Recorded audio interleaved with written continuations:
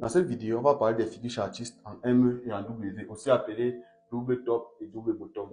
Bon, si on prend la figure en W, comment est-ce que cette figure est formée? On va d'abord essayer d'observer une résistance comme ça, une résistance valide d'un niveau de prix qui a retourné le marché au moins 2 fois à la baisse. Et vu que ça y a retourné 2 fois, qu'est-ce qu'on va observer? Voilà la première fois que le marché vient toucher jusqu'à retourner. Forcément, le marché a créé un creux avant de partir pour retourner la deuxième fois. Donc, vous cherchez le creux le plus bas que le marché a créé avant d'aller retourner pour la deuxième fois. Lorsque ça vient toucher pour la deuxième fois, jusqu'à ça retourne, là, vous ne pouvez encore rien faire. Vous attendez quand le marché va venir créer la cassure de cette ligne de coup. Et le creux, là, on va appeler ça la ligne de coup. Vous attendez le marché vienne casser cette ligne de coup. Quand ça casse comme ça, là, vous pouvez dire que vous avez votre figure chartiste qui est valide.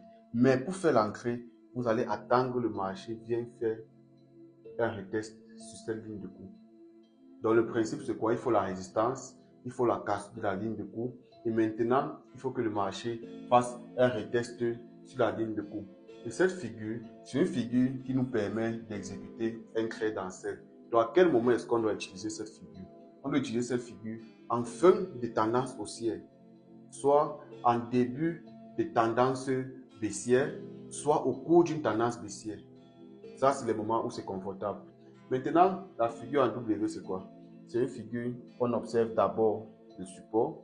Voici un support, donc une ligne qui a retourné le marché au moins 2 fois à la hausse.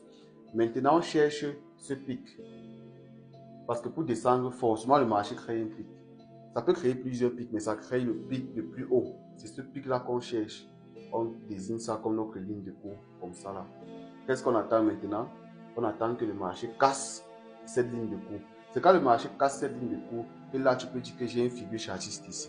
J'attends maintenant le retest sur cette figure chartiste pour exécuter mon trade en buy. À quel moment est-ce qu'on peut prendre le trade avec une figure en W? On peut prendre le trade avec une figure en W en fin de tendance baissière, parce que c'est une figure qui nous permet de faire le buy. Donc, on peut le prendre en fin de tendance baissière, en début de tendance haussière et au cours d'une tendance haussière. Vu que c'est une figure qui nous permet de faire le buy, donc on va privilégier les moments où le marché est censé monter, comme en fin d'une tendance baissière, au début d'une tendance haussière ou au cours d'une tendance haussière.